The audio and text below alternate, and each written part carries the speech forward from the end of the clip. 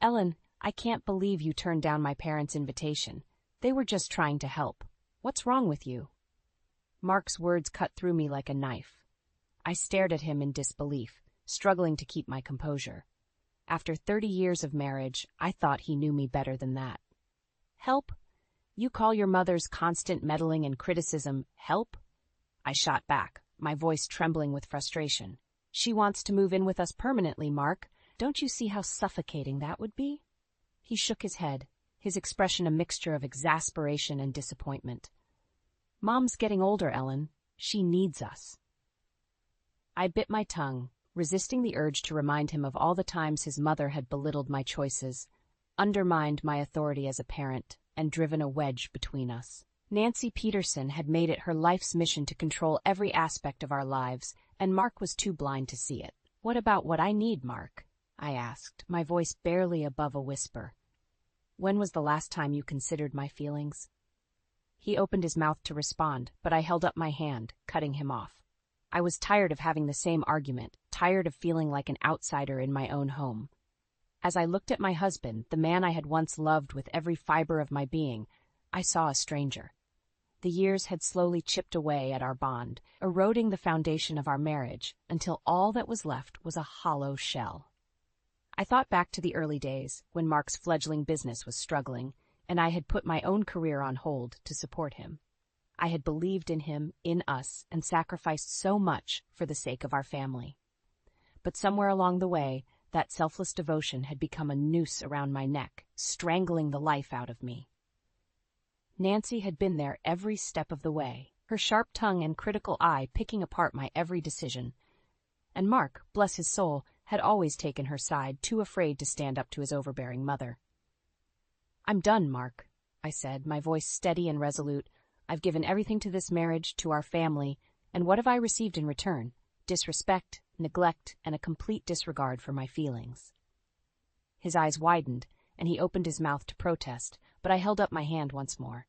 No, let me finish. I've spent too long trying to please everyone else, sacrificing my own happiness for the sake of keeping the peace.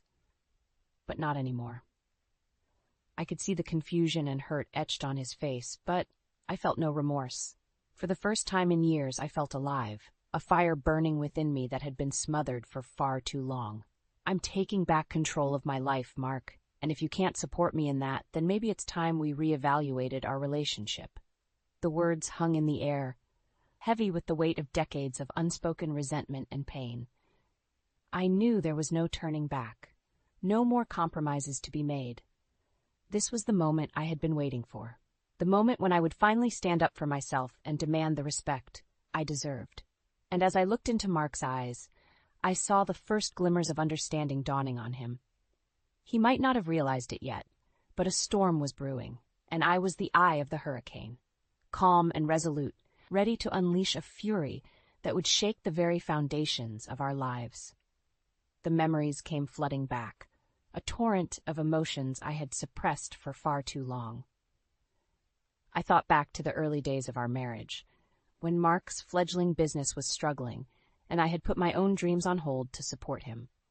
It was a sacrifice I had made willingly, believing in the strength of our love and the future we were building together. Little did I know that the seeds of my discontent had been planted long before, nurtured by the ever-present specter of Nancy Peterson, my mother-in-law from hell. From the moment I met her, Nancy had made it clear that I would never be good enough for her precious son. Her cutting remarks and disapproving glares were a constant reminder that, in her eyes, I was an interloper, a mere footnote in the grand narrative of the Peterson family legacy. You know, Ellen, a woman's place is in the home, she would say, her voice dripping with condescension. Mark needs a wife who can take care of him, not some career-obsessed harpy. I would bite my tongue, swallowing the bitter retorts that threatened to spill forth. Mark would simply shrug, too afraid to stand up to his domineering mother, and I would be left to seethe in silence. As the years passed, Nancy's influence only grew stronger. She would insert herself into every aspect of our lives, from the way we decorated our home to the way we raised our children, and Mark, ever the dutiful son, would acquiesce to her every whim, leaving me feeling increasingly isolated and alone. I remember the day I discovered the truth about her interference in my life. It was a chance encounter with an old friend, one I hadn't seen in years, that opened my eyes to the depths of Nancy's manipulation. "Ellen, I've been trying to reach you for ages," my friend had said, her brow furrowed in concern. "I kept calling, but your mother-in-law said you didn't want to be disturbed." The realization hit me like a ton of bricks. All those missed opportunities, those connections I had allowed to wither and die, all because of Nancy's meddling. She had systematically cut me off from my support system, isolating me from the very people who could have helped me see the truth about my marriage. In that moment, the scales fell from my eyes, and I saw my relationship with Mark for what it truly was. A twisted web of lies and deceit, spun by a master manipulator who had been pulling the strings all along. As I looked back on those early years, I realized that the sacrifices I had made were not born of love, but of a desperate need to please, to conform to the twisted ideals that Nancy had imposed upon me. And Mark, my supposed partner in life, had been complicit in it all, content to let his mother dictate the terms of our existence. The anger that had been simmering within me for years began to boil over, a white-hot rage that threatened to consume me. How could I have been so blind, so willing to sacrifice my own happiness for the sake of a man who had never truly seen me as an equal? It was in that moment that I made a vow to myself. No more. No more sacrifices, no more compromises. I would take back control of my life, reclaim the independence that had been stolen from me, and exact a revenge so sweet that even Nancy Peterson would be forced to acknowledge the strength and resilience of the woman she had so callously underestimated. The path ahead would not be easy, but I was ready to shed the shackles of my past and embrace a future of my own making, one where I would never again be beholden to the whims of others. It was time for Ellen Morrison to rise from the ashes and take her rightful place in the world, no matter the cost. The tension in our home was palpable, a thick miasma of resentment and bitterness that hung in the air like a noxious cloud. Mark had become a stranger to me, a mere shadow of the man I had once loved, his every action a testament to the corrosive influence of his mother. It was as if a switch had been flipped, and the once attentive husband I had known had been replaced by a cold, indifferent stranger. He would come home from work, barely acknowledging my presence, and retreat to his study, shutting me out both physically and emotionally. "Mark, we need to talk," I would say, my voice trembling with a mixture of hurt and frustration. He would barely look up from his computer, his brow furrowed in concentration. "Can it wait, Ellen? I'm swamped with work." And so it would go, day after day, week after week, until the distance between us had grown into an unbridgeable chasm. I felt like a ghost in my own home, invisible and unheard, my needs and desires cast aside in favor of his all-consuming work and his mother's relentless demands. It was during one of these interminable silences that the final straw came, a betrayal so profound that it shattered what little remained of my faith in our marriage. "Ellen, you'll never guess what I just heard," my friend Diane said over the phone, her voice laced with concern. "Mark has been telling people that he's planning to sell the vacation home." The words hit me like a physical blow, stealing the breath from my lungs. The vacation home, our little slice of paradise nestled in the mountains, had been a dream we had shared for years. It was a place where we could escape the stresses of daily life, a sanctuary where we could reconnect and rekindle the flames of our love. And now, without so much as a word to me, Mark had decided to sell it, to strip away yet another piece of our shared history. "That can't be true," I stammered, even as my heart sank with the realization that it was. He would never do that without talking to me first. But deep down, I knew better. This was just the latest in a long line of betrayals, a pattern of disrespect and disregard that had become the norm in our marriage. When Mark finally came home that evening, I was waiting for him, my anger simmering just beneath the surface. "Is it true?" I demanded, my voice trembling with barely contained fury. "Are you really planning to sell the vacation home?" He had the decency to look sheepish, at least for a moment, before his expression hardened into a mask of indifference. "It's for the best, Ellen," he said, as if that simple statement could justify his actions. "Mom and Dad need the money, and it's just sitting there gathering dust." I stared at him in disbelief, my hands clenching into fists at my sides. That home is just as much mine as it is yours, Mark. How could you make such a monumental decision without even consulting me? He shrugged, his eyes already drifting back to the stack of papers on his desk. I didn't think you'd mind. It's not like we use it that much anymore. In that moment, something inside me snapped. The years of neglect, the constant prioritization of his family over our own, the utter disregard for my feelings and desires, it all came crashing down around me, a tidal wave of rage and resentment that I could no longer contain. You didn't think I'd mind? I hissed, my voice low and dangerous. You arrogant, selfish bastard. That home was our dream, our future, and you just tossed it aside like it was nothing. Mark's eyes widened, and for the first time in years I saw a flicker of fear cross his face. But I was beyond caring, beyond the point of no return. This is it, Mark, I said, my voice trembling with a mixture of anger and resolve. This is the last straw. I'm done being treated like a second-class citizen in my own marriage. If you think for 1 second that I'm going to sit back and let you sell our home, our future, to support your precious mother, you've got another thing coming.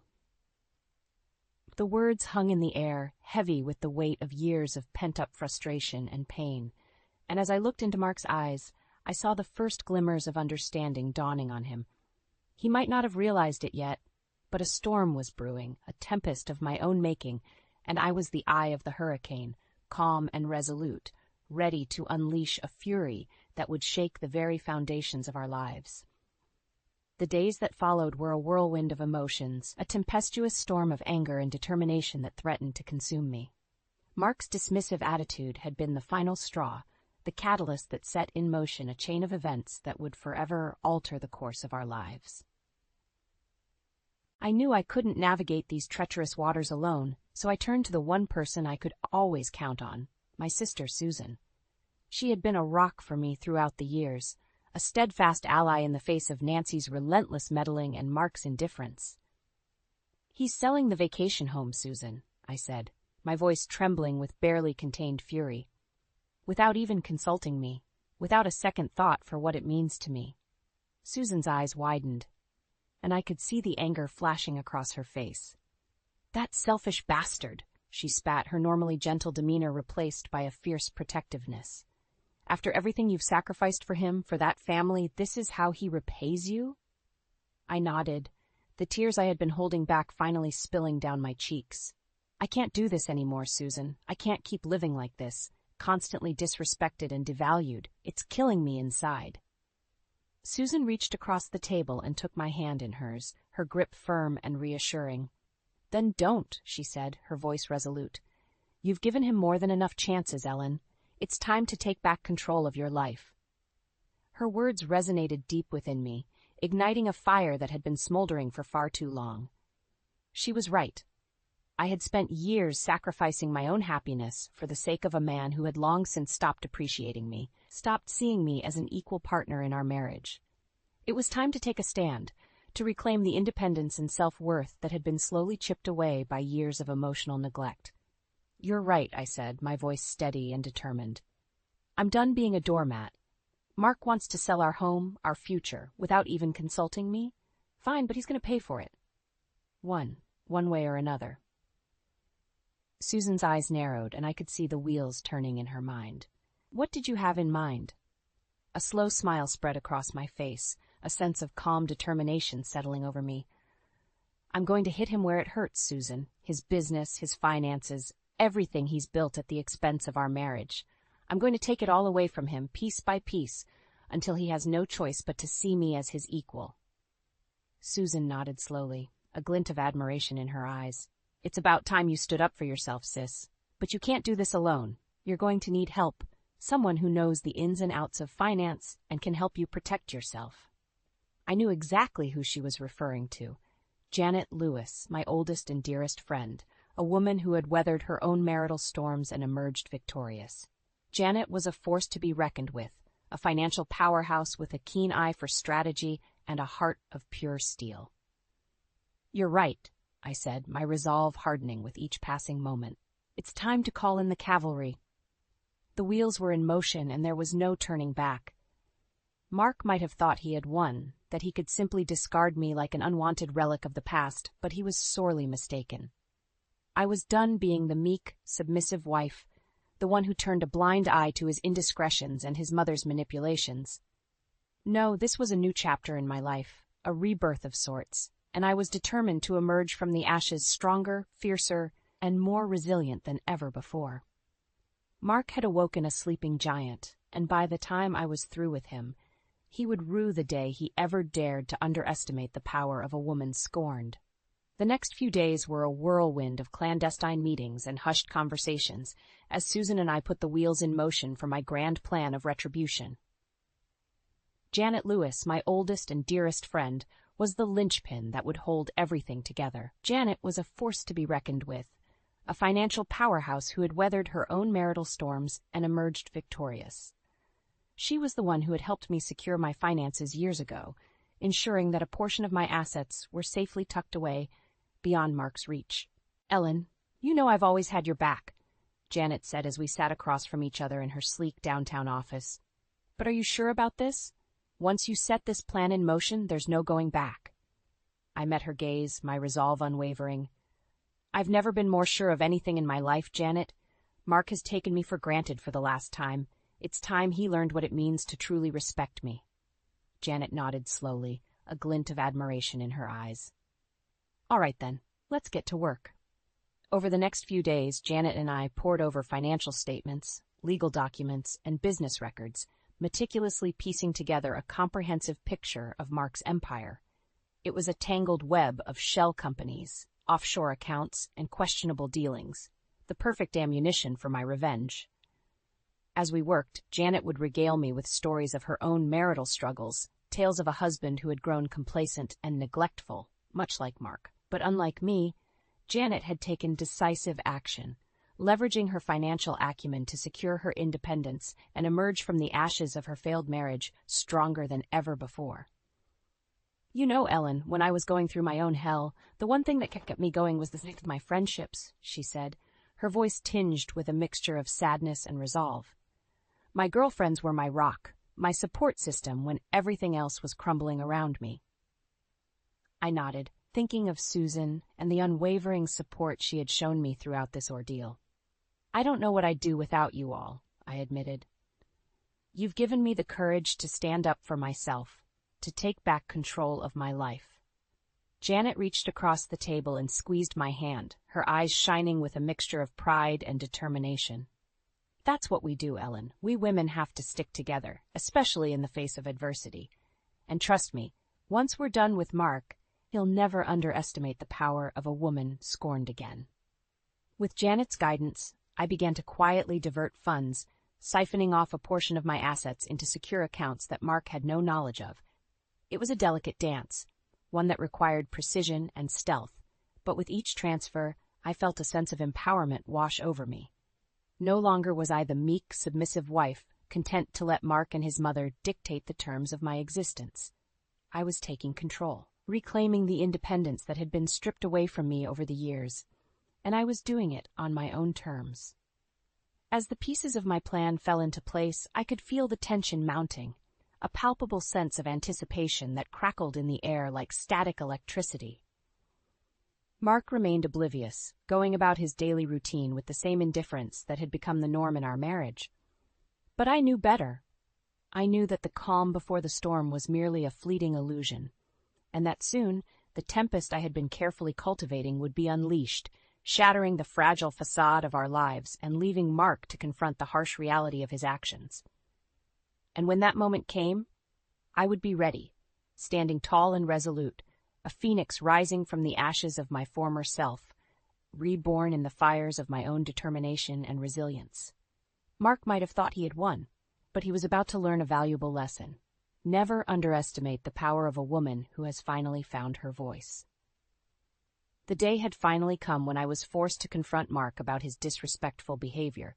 His dismissive attitude and lack of empathy had pushed me to the edge, and I could no longer ignore the pain he had caused. "Mark, we need to have an honest conversation," I said, my voice trembling with barely contained anger. "Your actions have been unacceptable, and you've shown a complete disregard for my feelings." He tried to defend himself, but I wasn't having it. "You've been emotionally abusive and your behavior is inexcusable," I said, holding his gaze firmly. "If you can't even acknowledge the pain you've caused, then you're not truly remorseful." Tears stung my eyes as I recounted the countless times he had dismissed my concerns and belittled my emotions. "I deserved better," I said, my voice breaking. "I deserved to be heard, to be respected, to have my feelings validated." He looked away, unable to meet my gaze, and I knew in that moment that I had been right to stand my ground. His inability to take responsibility for his actions was the ultimate betrayal. I took a deep breath, steeling myself for the confrontation that was to come. "You've left me no choice but take matters into my own hands," I said, my voice laced with determination. "I will not let you continue to disrespect me or dismiss my feelings." With that, I laid out the evidence, the cold, hard facts that proved his disregard for my well-being. I presented the case, the undeniable truth that he had failed to uphold the sanctity of our relationship. He tried to defend himself, to justify his actions, but I remained resolute. I had given him every opportunity to make amends, to acknowledge his wrongdoing, but he had chosen to remain willfully ignorant. As I spoke, I could see the realization dawning in his eyes, the understanding that he had gone too far, that he had pushed me beyond the point of no return. But it was too late for apologies, too late for empty promises. I had given him every chance to make things right, to show the remorse and accountability that was expected of him. But he had failed, and now he would have to face the consequences of his actions. With a heavy heart, I delivered the final blow, the ultimatum that would either break him or force him to confront the truth. I offered him a chance to make amends, to acknowledge his wrongdoing, and commit to a path of redemption. But if he chose to remain defiant, to continue down the path of denial and self-destruction, then I would have no choice but to cut him off, to sever the ties that bound us together. The decision was his, and the consequences would be his to bear. The day of reckoning had finally arrived. I had given Mark every opportunity to make amends, to acknowledge the pain he had caused, and commit to a path of redemption. But he had remained steadfast in his denial, unwilling to confront the harsh reality of his actions. And so, with a heavy heart, I prepared to deliver the final blow, the one that would shatter the fragile facade of our lives and expose the truth for all to see. It was Nancy, ever the orchestrator of family gatherings, who had unwittingly provided the perfect stage for my revenge. She had summoned the entire clan to her home, a grand affair to celebrate some meaningless milestone or another. As I stepped through the doors, I could feel the weight of the world on my shoulders, the burden of years of emotional neglect and disrespect. But I was no longer the meek, submissive wife, content to let others dictate the terms of my existence. I was a woman reborn, a phoenix rising from the ashes of my former self, and I was ready to unleash a fury that would shake the very foundations of this family. Mark was there, of course, his eyes narrowing as he caught sight of me. He knew something was amiss, could sense the shift in the air, the crackling tension that heralded the storm to come. "Ellen," he said, his voice a mixture of wariness and condescension, "I didn't think you'd show up." I met his gaze, my eyes burning with a fire that had been stoked for far too long. "Oh, I wouldn't miss this for the world, Mark," I said, my voice dripping with barely contained venom. Nancy, ever the oblivious matriarch, bustled over, her face a mask of forced cheer. "Ellen, dear, so glad you could make it," she simpered, her words laced with the same thinly veiled disdain that had been a constant throughout our relationship. I smiled, a cold, predatory grin that sent a shiver down her spine. "Of course, Nancy," I said, my voice saccharine sweet. "I wouldn't dream of missing the opportunity to share some family news." Mark's eyes widened, and I could see the first flickers of fear dancing across his features. He knew, in that moment, that the game was up, that the carefully constructed facade of our lives was about to come crashing down around us. With a deep breath, I turned to face the gathered crowd, my voice ringing out clear and strong. "For years, I have been the victim of emotional abuse and neglect," I began, my words cutting through the stunned silence like a knife. "My husband, Mark, has shown a complete disregard for my feelings, my needs, and my worth as a partner in our marriage." The murmurs began, a ripple of shock and disbelief that quickly grew into a roar of outrage. But I was undeterred, my resolve steeled by years of pain and sacrifice.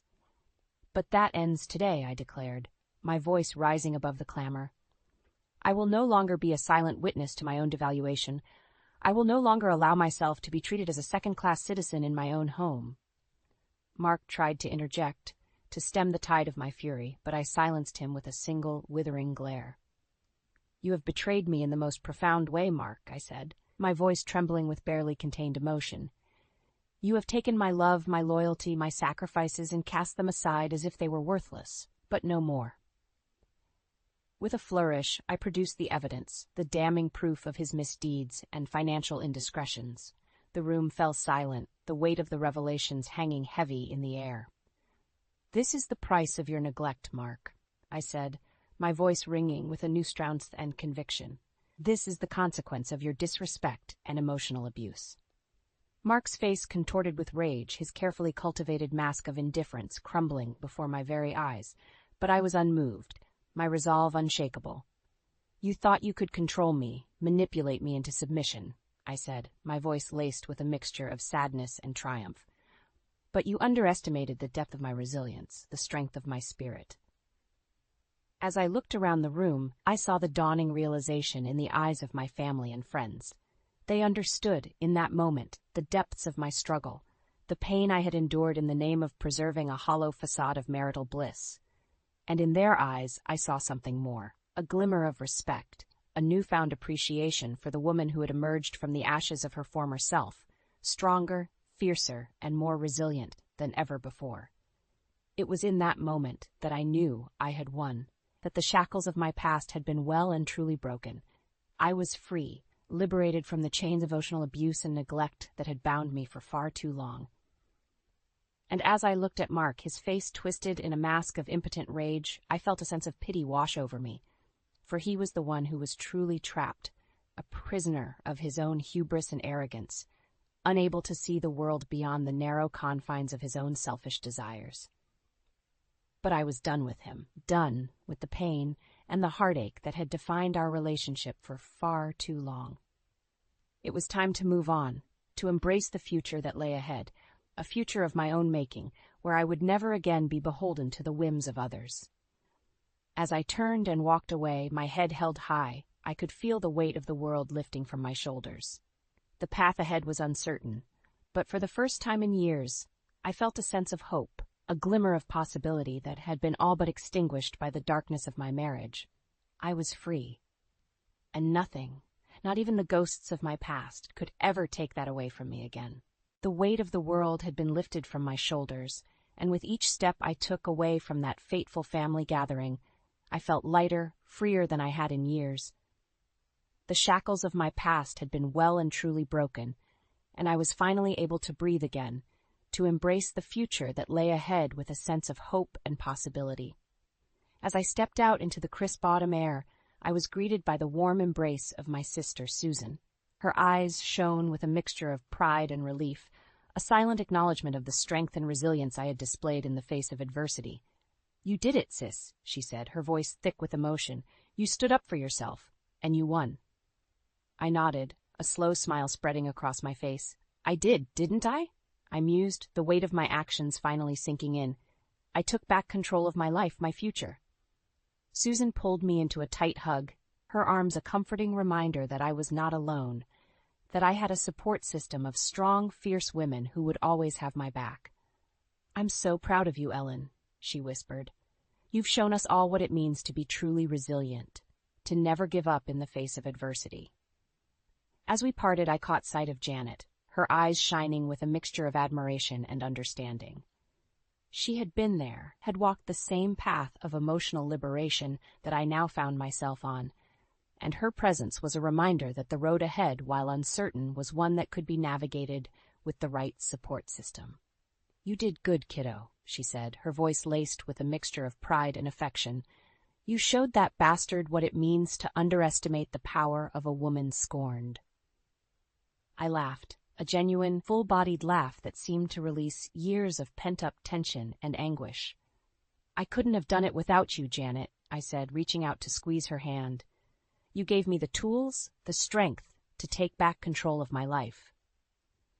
Janet waved away my gratitude, her eyes twinkling with a mixture of mischief and resolve.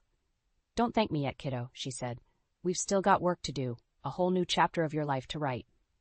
And with those words, I felt a sense of excitement bubbling up within me, a newfound zest for life that had been all but extinguished by the darkness of my marriage. The future was a blank canvas, waiting to be painted with the vibrant colors of my own making, and I was ready to embrace it with open arms. In the days and weeks that followed, I set about rebuilding my life, piece by piece. I found a cozy little apartment closer to Susan, a sanctuary where I could truly call the shots, where the ghosts of my past could no longer haunt me. I rediscovered old hobbies and passions that had been pushed aside in the name of keeping the peace, and I found myself reconnecting with old friends, forging new bonds, and strengthening the ties that had been strained by years of emotional neglect. It was a rebirth of sorts, a chance to reclaim the parts of myself that had been lost in the whirlwind of my marriage. And with each passing day, I felt myself growing stronger, more confident, more resilient than ever before. Of course, there were moments of doubt, fleeting shadows of insecurity that would creep in and threaten to derail my progress. But in those moments, I would turn to my support system, my sisterhood of fierce, unapologetic women who had walked the same path and emerged victorious. And in their eyes, I would see a reflection of my own strength, a reminder that I was not alone, that I had the power to shape my own destiny and forge a future that was truly my own. As I looked ahead, I couldn't help but feel a sense of excitement and possibility. The road ahead was uncertain, but for the first time in years, I felt truly alive, truly free to embrace the world on my own terms. And who knows, maybe, someday, I would find the courage to open my heart to the possibility of companionship once again. But this time, it would be on my terms, with a partner who saw me as an equal, who respected and valued the strength and resilience that had carried me through the darkest of times. For now, though, I was content to simply revel in my newfound independence, to bask in the warmth of my own self-worth, and the knowledge that I had emerged from the ashes of my past, a stronger, fiercer, and more resilient woman than ever before. The future was mine to shape, and I intended to make the most of every single moment.